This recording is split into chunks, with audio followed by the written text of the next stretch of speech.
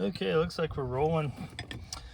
I got a tale for y'all. So we had an adventure. I'm repacking one of the kits. There we go. That's better. So this is going to be a more. I don't know if I'll be able to get it through with all the stuff I got going on, but I'll try. We had an interesting experience. I could probably do 6 videos on this because life and whatnot. But I'm going to try to incorporate a couple things. This is the toolkits that come with the Toyotas. Notice I have more than one. More than one because we've gone through 3. As well as more than one bottle jack. So one of the things with when we've had vehicles, oh, there's some vinegar. When we have vehicles that have been totaled, we take the floor mats and the accoutrement of them and use them and other things, especially the toolkits and these little ball jacks. Although a pain, are awesome. So there's 2, because I've had a total of 3 of these vehicles, which is a whole another story in and of itself. Just moving some stuff out of the way. So we were on our way to go and look at the vehicle, because it's about time for us. What do we got? Parts. Starting to get the clue. So we had an event yesterday that was huge. Huge for us, not huge for our creator, which is I might do another one on combat search and rescue that's related to this story. This story is awesome. It's awesome because it didn't work the way I thought it would work, but it worked, right? And then just fixing to film this, some other things came out. So here's an unmodified sled, which will come into play here in a second.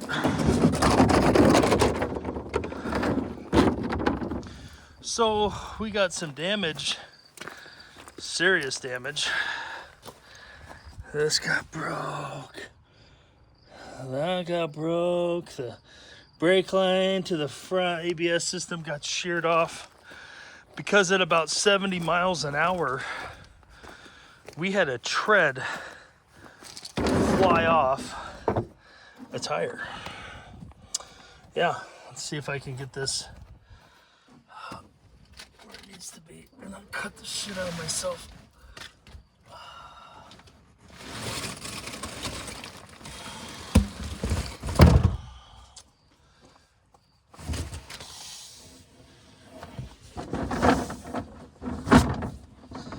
Here's a close-up. Yeah.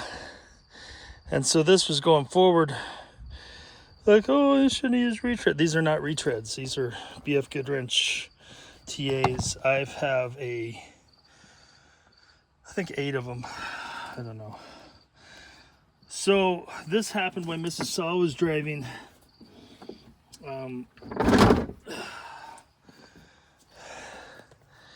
At about 70, right? At about 70. Think about it like that. And it ripped it tore literally. This is, the step and the fender and just terrible. So when we went off the road, I know puppies. They're like, what is all that? We went off the road.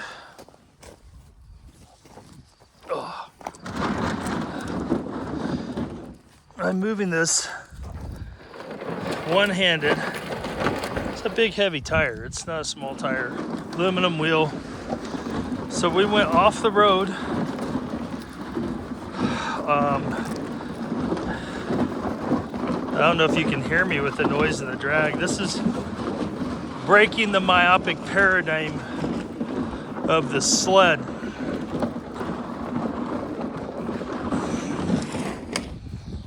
The sled. I'm on gravel, not on snow.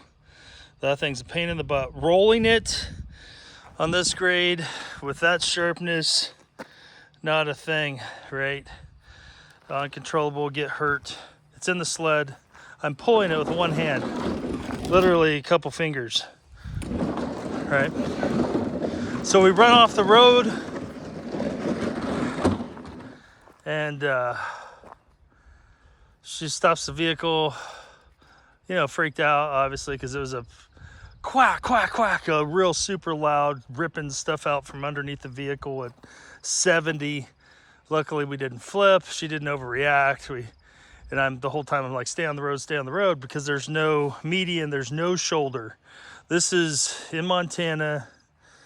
We're about an hour and a half away from the house, going to a big city to go look at big city for us, but going to a big city to look at a vehicle. Had an appointment in the morning. We'd left the pups behind, praise Yah, and got off on the side of the road. Everything stops. Within minutes, because there's no cell phone coverage for that stretch for anybody. Within minutes, like I hadn't even assessed the situation, even gone down to go get the tread that was in the middle of the highway several hundred yards down. People would start stopping and ask if we needed help, because it's Montana, right? We got great people here. Long story short, had enough air in this tire, to limp off the grass, get back up on the road, but because there's no safe place, we got, you know, hazards on, and it took like 7 minutes to go to find a spot where we could pull over, which was basically the entryway to a double gate. It looked like going into a farm. So we pull off this side. Now I can start working on it, etc. We got no cell phone coverage. You can't call AAA. Nothing. Pull it over. Get the spare out. And the spare I know it doesn't have enough air in it. I don't know what happened. Didn't have enough air in it, because we have full-size spares. That's why I keep nut donuts. And I'm like, man. Well, sure enough, I got this wheel off and the tire off. And I'm trying to assess the damage on the inside, tie stuff up because wires are ripped, all kinds of stuff. And this big truck with a trailer pulls by, wanting to turn in exactly where we are. And I'm like, oh, great. At first, I'm kind of like, man, this is terrible, right? What are the odds? And he goes to pull in, and then the highway patrolman shows up, which is, you know, it's pandemonium. And I'm like, I asked the highway patrolman if he had a compressor with air tires. He's like, no. Because we had one in the car, but it walked, or we misplaced it, which I've known about this for 6 months. I've been looking for it, like thinking maybe because the vehicle going in and out of the shop, I take all of our kit out and put it back in. Maybe we misplaced it, but it's just that one tool, nice DeWalt, you know, cordless one, gone, because we have one for every vehicle. So I don't have a way to air it up, right? You know, gig on me. Well, I asked the guy that was, you know, turning in. He's like, oh, I have a big blackie over here. He's got this big black rock truck. He calls it big blackie. It's this huge truck. It's got its onboard compressor, all that old school, I think Peterbilt, you know, big dump truck. And we go over, hit the tire, I put on the trailer. He's awesome. He's from Jersey, you know, in Montana, right? But a great guy. And we and him fixed to work on the spare. Well, at first we thought none of the gauges were working. I knew I could press in on the spare, and it was kind of like giving a bit, so I knew there wasn't enough pressure in it. I just didn't know how much. And we thought his gauges were wrong. Well, no, it only had 10 pounds of pressure in it. And those tires take 80 cold. 80. Long story short, we thought his gauges were broke. They ended up not being broke, aired it up. got back, got the tire on, tried to tape the wheel well back on, etc. Proceeded the other 30 plus minutes, 40 minutes to go look at the new to us vehicle, and we ended up picking that up and bringing it back. There was an enormous amount of protection that happened. Where we were in its hot sun, you know, I think it was 90. So many things could have gone wrong, but they didn't. So we get going down the road. We've got this in the back of the Land Cruiser, and we get maybe 10 miles, and we hear boom, real loud, like someone shot a 9mm inside the vehicle. That's what it sounded like. So I'm waiting for her to swerve, like the other tire blew or something. This tire, which still had air in it, exploded inside, like the back of the Land Cruiser as we were going down the road. Scared the crap out of Mrs. Saw and me, all right? You know, and her heart's racing, my heart's racing. However, no one got hurt, didn't break any windows, didn't do anything bad. It could have. It was a lot of pressure. So it told me, Dayenu, we had enough. We had enough. Had we just had a place to pull over and not get hit by a car, it would have been enough. Had we, you know, just been in the ditch and not flipped and not died, would have been enough. Had we had people there to stop, would have been enough. Had we had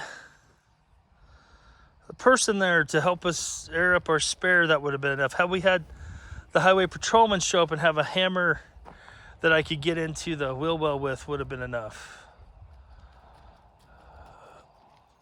Had we had an explosion inside our vehicle and been able to walk away from it, would have been enough. Dayenu.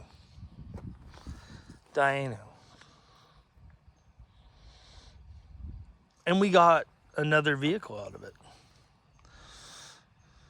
And we were able to drive the Land Cruiser home. That would have been enough. And we were able to get to our puppies after the longest they've ever been away inside the house. They spent 8 hours.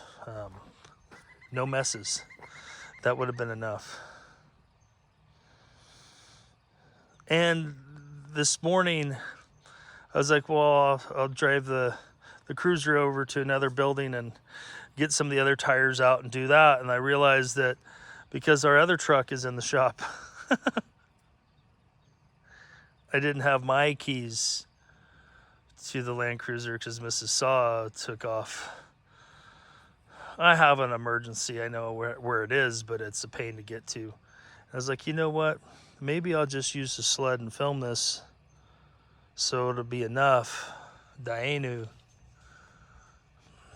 to remind you all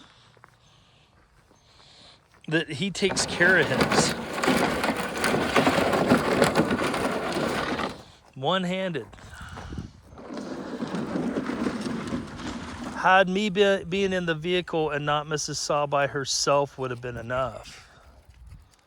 Had us not having the dogs and worrying about them would have been enough. All those blessings, all those perfect timings, all those things that happened would have been enough. And while I was sitting there waiting for the paperwork to get done with the vehicle that we had purchased, got a couple more subscribers, which would have been enough.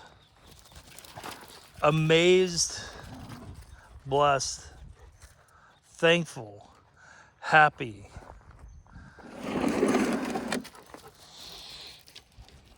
There's times like this that happen.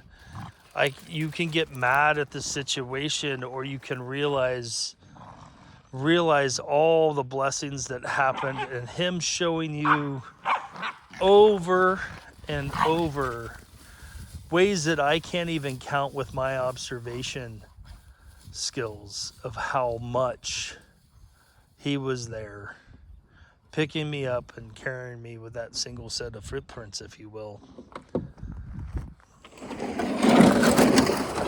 I know Mrs. Saw couldn't have got that wheel off because I know how much force it took me to get it off. That would have been enough. Ask yourself, when these troubles and these trials happen, what would have been enough? That you were able to walk away from that? That you were able to walk away? That others were able to bless you and be called that may not even have been in your camp? Just doing the right thing? Because that at 70, it may not seem like much to you, but it's huge. It's huge. At 70, it could have gone in so many other ways. Dayenu. Dayenu. Dayenu. Carry your rucksacks. Not your feelings bags, but recognize when the Most High's hand is on your life. Shalom.